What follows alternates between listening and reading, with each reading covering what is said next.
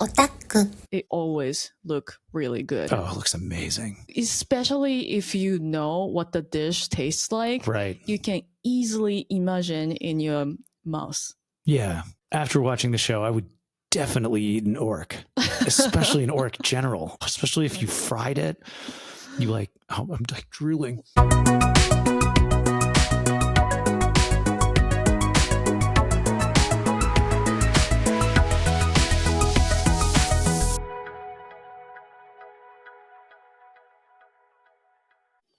Welcome back to 2M Otaku. I'm your host Mayu, a born and raised Japanese non-otaku, and I'm Cisco, an American otaku. In this podcast, we share our reviews of anime and manga through our distinct perspectives with commentary on Japanese culture, history, and the language. Cisco. Yeah. We've been going through a lot of candies these days. Candy? Candy. Well, yeah. Yeah. And I'm done with it. Like, I don't have to have any more. You're done with candy? Yeah. Especially American candies. Wow. Okay. I've been living here for quite a long time, and it's hard for me to find like a love for American candy. But you love Kit Kats. Only Kit Kats, yeah. What? Okay. Anyway, you just don't like caramel. That's your problem. I can't stand the caramel and chocolate combinations. I can do like a single, like a chocolate or caramel. But you don't like M&Ms? M&Ms, okay, just okay. Okay. Yeah. Japan to each their own. Japan has a lot more better ones. Okay. It's fine. Anyway, fine to feel that way. Yeah. We're going to talk about this anime, which has lots of cooking and the food in it, and they all look so good. Yeah, it's really good. So today, what we're going to talk about? I believe the English title is Campfire Cooking in Another World with My Absurd Skill. In Japanese, Tondemo Skiru de Isekai Houroumeshi. It's quite a long title. It's perfect for Isekai related. It's another light novel that got adapted to a manga and then into an anime. And yeah. So, yeah. It's got to be a long title. Yeah, it's not a long title. It's not really an isekai, you know? Yeah. So we're going to talk about first season, and now second season is streaming. So we're going to talk all about it. Maybe some spoilers. Definitely some spoilers. Yeah, okay. And the food and the stuff. Before we start, we'd like to hear from you. Share your thoughts, ideas, questions, or even suggestions what we should talk about. Send us message to email in the description, or you can use Spotify and the YouTube comment section as well. All right. So I really enjoyed watching the first season, even though I'm not a big fan of Isekai. Yeah. Yeah, there are a few isekais I like. This one and Uncle from Another World or something like Isekai that. Isekai Oji-san. Yeah, that one was amazing. I really like that one. Anyway, so you want to do summary? Sure. Yeah. So it's about a guy named Mukoda, and we haven't really gotten a lot of his backstory, right? We don't really know what his life was like before he came to the Isekai. The very first episode, he was kind of involved in this Isekai world without any intention. He was one of the candidates. But do we know anything about him before he came to the Isekai world? He was a businessman. It's like a regular Salaryman, businessman, yeah. Okay. So he shows up in the Isekai along with 3 teenagers who are clearly the ones who are supposed to be there. And they all get combat skills, right? One of them is I can use magic, and one is I have sword strength. I don't know. They all are regular people or regular types of characters that go to an isekai, and he's not really a regular character, and his skill is the ability to order things from essentially Amazon Prime. Yeah, it's an online grocery store. Is it Amazon or is it Eon? Okay, it's Eon. Okay, so he's ordering from the equivalent of Walmart, right, or Target or something. Yeah, and he can order food mostly and food related stuff.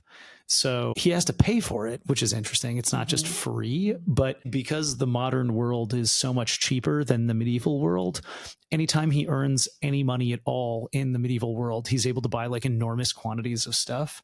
I think he finds out in the first or second episode that he can basically import salt and pepper from the modern world via his grocery skill and then just become unbelievably rich by reselling them.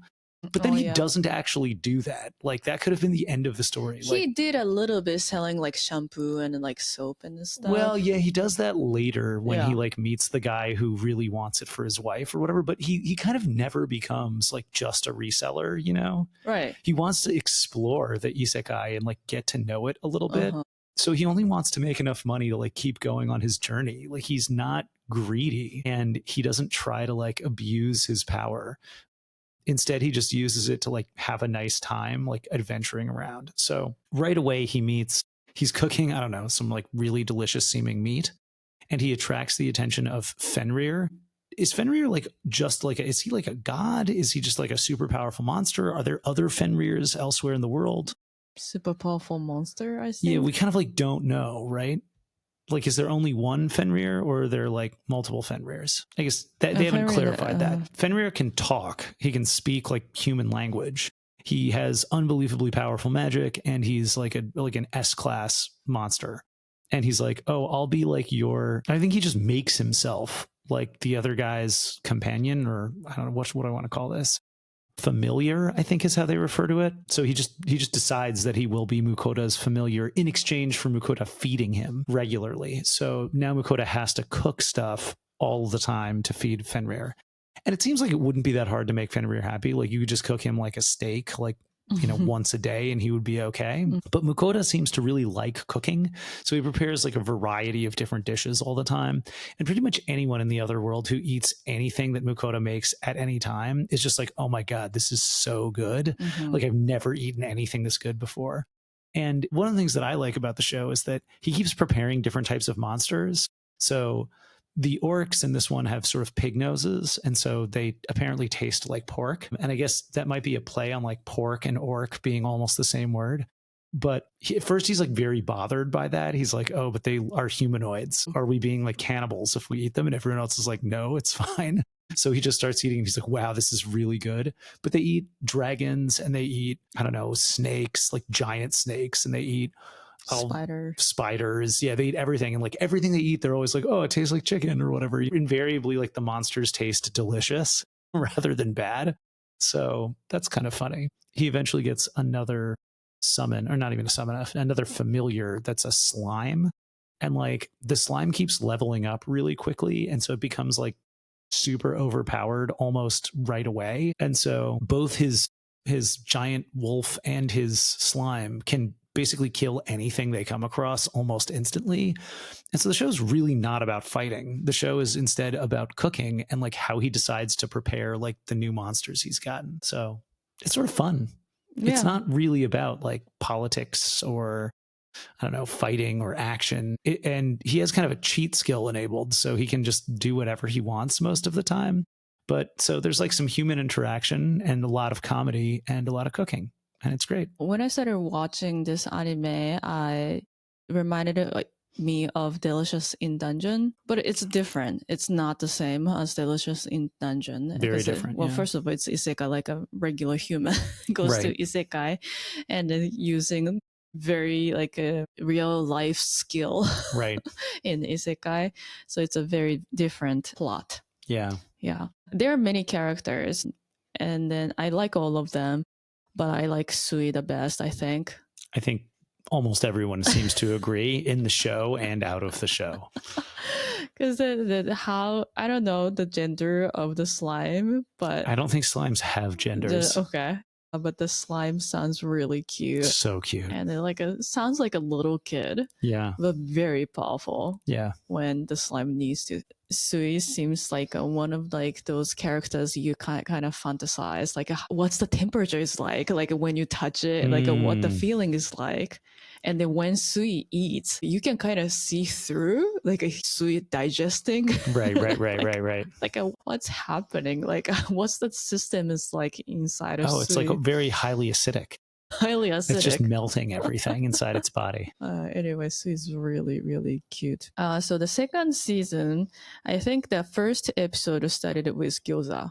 Yeah, it did. Which was funny because like we recently won a podcast star award, which is like a amateur podcast contest in Japan. Right. And we won grand prize. And then one of the prizes was gyoza that we can't eat. That we can't eat because they can't ship to United States. Damn it. It's like I've been like contacting those people in Japan, like where to ship, and then like when to ship, saying it on social media about their gyoza, and I'm like, I've been like talking and like writing about gyoza, but not getting anything. Not getting to actually eat it. And like seeing on the episode of Tondemo Skiru, I was like, God damn it. Yeah. It was tough. And then every time present food, even like from the cooking part, it always look really good. Oh, it looks amazing. Especially if you know what the dish tastes like. Right. You can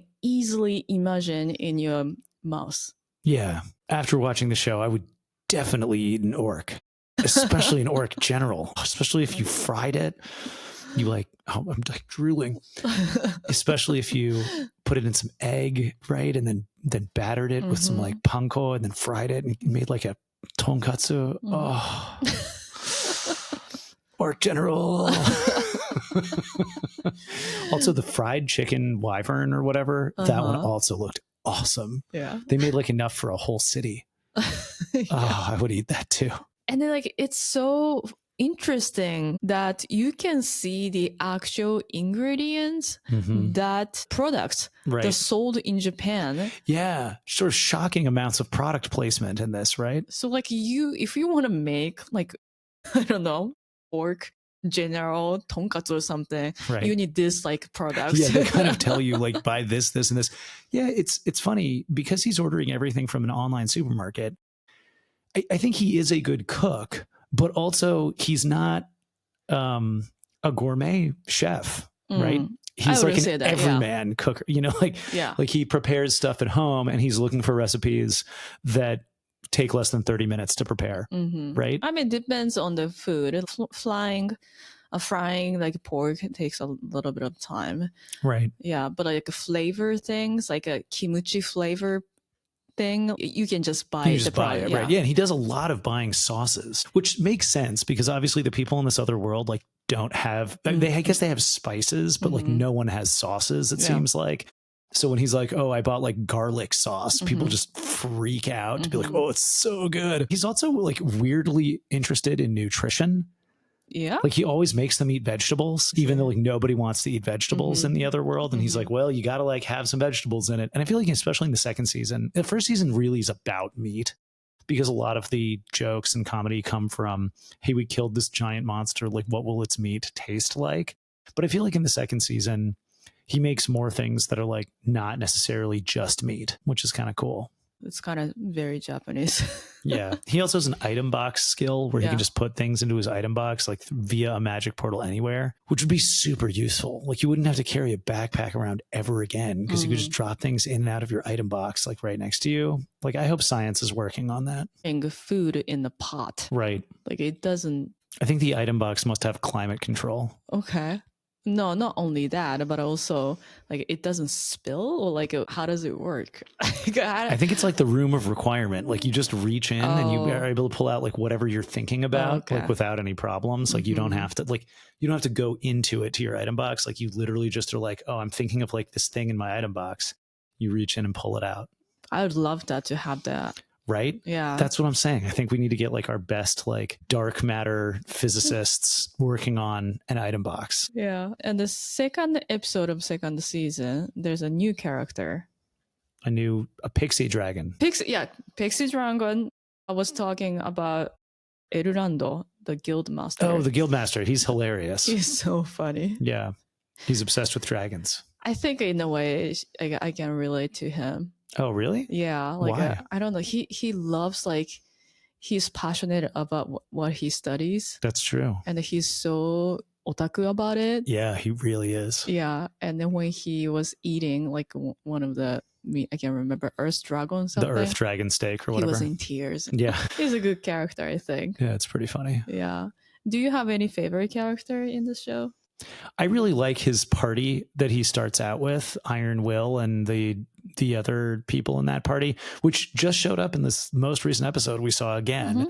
But they seem like sort of working man types, right? Like they're not that strong, but they are a pretty good party. And like in some other isekai, they would be the main characters. And instead in this one, they're just kind of like random people out for hire. But the way they react to eating his cooking is always hilarious to me. Like they can't believe that they're like eating such high quality stuff because they clearly don't have that much money. And so I really like them as like a group. They have like, you know, an old wizard and like they're just a collection of tropes, but they're really funny. So I like them quite a bit. I don't know. All the characters are pretty great. I'm trying to think if there's another. I like the goddesses a lot too. They're all pretty funny. And like the main goddess or the wind goddess, who's like the one that's in it the most, is sort of funny in how like capricious and like spoiled she is. I think the voice actor of her and the main character Mukora, they are actually siblings in real life. Yeah. Okay. Yeah. Yeah. Anyway, I mean, I like all of the goddesses and gods. They're pretty funny. But there are no characters I don't like in the show. Yet. Yeah. So I was checking the website, Japanese website of Tondemo Skiru, and they actually have a lot of recipes you can use on Cookpad. You use Cookpad a lot. I do. I check Cookpad. Nice. And they have their own account. And they have like roast dragon or ワイバン肉の beef stew. Cool. オーク肉の豚キムチ丼. Is this going to get you to eat meat again? No. Damn it. It's I'm vegetarian. If they make vegetarian version, which I kind of highly... Don't they have like an omurice? Like, didn't they like get wyvern eggs and make like omurice technically has to... I think you usually have chicken in it. Yeah, you're probably right. Yeah. So they have oak general gyoza. Yum. But like... They have actual recipe here how to make gyoza. I mean, like it's basically regular gyoza. Right. It's just like a fun to name it with the picture from anime and the actual picture of gyoza. But it's a fun way to learn cooking. Yeah, and I think like if there are more like otaku dudes out there who get into making food and cooking their own food via this anime, I think that is all for the good. Oh yeah, definitely. Because like cooking is fun. At least I think. And then feeding your food to people is such a joy. Yeah, I think that's true. Do you think it's true for you too? Well, you get kind of stressed. I mean, yeah, I do. I find cooking sort of stressful. It depends on like what it is. So like I'm okay with baking. I don't know why exactly. Maybe it's like the way I was brought up or whatever, but making like pancakes or sweets, I feel okay about. And I do enjoy serving what I've made to people, but cooking things with, I don't know, fire, I don't think I'm very good at it. It might really be like more of a psychological thing, but I do cook. I don't really enjoy the process. I find the process to be stressful. And then usually the end result is not so good that I feel proud or like accomplished at the end. I feel like glad it's over, but disappointed in myself. And so that experience doesn't really make me want to repeat it, like other than when I have to. And I also think like I do enjoy good food, but I am totally okay with like just standard food as long as I can get it over with fast. And like I think this is true since I was a kid. If you could hook me up to like an IV that just like kept me supplied with all the nutrients I needed for like my whole life and I like never needed to eat ever, like I would seriously consider doing that and like not eating anymore. No. Yeah. Well, so that's what I'm saying. No. So like, it's not that I don't like cooking. I think cooking is like, okay. Right. And like, I like eating delicious things and I feel proud of like baking stuff. But if you were to offer me a choice between like never needing to eat again so that I could just focus on doing other stuff and like having to cook all of my own food forever, like I might take the first option. Oh my God. Yeah. Okay. But I mean, does that like, that would be like if I had to make all the meals. Do you see what I'm saying? Like eating food that like you make, for example, is like wonderful. And I would not choose that over like having the IV. But like the food that I make is so mid that like, if I didn't have to make it ever again, but I also meant I didn't need to eat, like I would be like, yeah, sure. Especially if I could get like good nutrition, because like on my own, I'm so tempted to eat food that's not particularly good, but is like, can be made quickly and just like, okay, I'm moving on to like the other things that I want to accomplish. Like, you know, microwavable veggie corn dogs and like Pop-Tarts and stuff. To me, the appeal of those foods is not that they taste better than cooking. And it's definitely not that they're nutritious. It's that from the start of preparing that food to being done eating it is like 5 minutes. That's the thing about those foods that to me is appealing. We can just cut this all out. This makes me sad. Yeah, exactly. Oh my God. Okay, well, just feel free to like not include this then. I will. No. Because I'm the opposite. Yeah. I love eating food and I like cooking food, especially baking. Like when you say baking, I think baking cookies, right? Yeah, that's for me. Baking is like mostly like, I mean, like cookies, brownies, cake. Like I would make Do you bake those things? I haven't baked a cake in a long time, but I have baked cakes just like on my own to be like, or really, actually, you know what? Not on my own, for other people. When was the last time? Because I don't remember. 2002. Okay. But I'm just saying, like, you know, I think with baking, like, I think I feel more confident in baking because the recipes are so clear and I'm like, okay at measuring stuff. And I'm like good at being, for lack of a better way to put this, kind of anal about like doing exactly what the recipe says, like down to like the very minute details. And cooking often doesn't have that kind of thing. It's like, cook it until it's done. And I'm like, how do you know if it's done? Like, if you can put on like a timer with seconds to be like, put it in the pan, wait exactly 12 seconds, and then it is finished. I'm like, I can handle that. But if it's like brown the onions, I'm like, what color is brown? Yeah. How do I know if it's finished, you know? Or they'll like put some oil in a pan. I'm like, how much is some? So I don't deal well with that kind of like lack of precision. Because like I bake sourdough bread, and sourdough, you can't make sourdough like that. Every environment is different. Every time you make sourdough bread, it's different. It's never be the same. Right. So you have to play by ear, kind of based on your experience. Right. You have to know what the dough is like doing and like how how much proofing and everything. So it makes so much sense. You don't like that way of like, making like just a little bit of salt or right. like just Can't like how much ever like sweetness you want in your food. Yeah. Impossible. Yeah. I think I can survive in this like that isekai world. Totally. Like I wouldn't do like a shopping or anything. I would grow wheat from like seeds and harvest and then grind it and then make flour and then like it would make like sourdough bread in the like open fire. I do love that your version of like an isekai, if you could go to an isekai, you would go to an isekai and become the little red hen. Yeah, I wouldn't mind it at all. I would be thriving. Seriously, I would make everything from scratch. Yeah. Yeah. I can survive. I can't fight, but I can make food. Yeah. Yeah. What do you think I would do in an isekai? Yeah, I don't know. You could a doctor. Doctor? Yeah. Maybe. Like magic, you mean? Yeah, yeah. Yeah, definitely magic. I would clearly be a mage. Yeah. Anyway. So like I do net shopping, not a lot. I don't do grocery shopping online because I want to go look. What about Azure? Azure is different thing. Like because like they don't have a store. It's only online. Right. So like that's the place I buy like organic 50 pounds of flour. 50 pounds, yeah. Like in bulk. In bulk, yeah. But otherwise, for produce, I go grocery store and then decide which one to buy. Yeah. Yeah. That's smart. Yeah. Okay, shall we do word of the day? Sure. Otaku, word of the day. What's today's word of the day? I think we said we were going to do gourmet. Gourmet. Gourmet is gourmet? Gourmet. A gourmet in English. Yeah. So you don't pronounce T. It's French. So in French, it's the same gourmet? I mean, I don't know enough French to be able to be like, yes, definitely. But I'm pretty sure it must be gourmet in French also.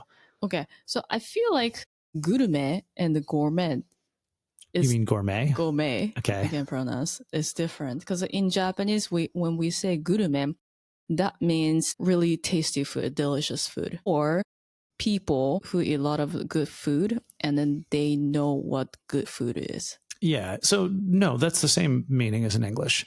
We either talk about gourmet food as being food that is very fancy and refined and high quality, or we talk about people who are gourmet or gourmets, right? Who like understand fine dining.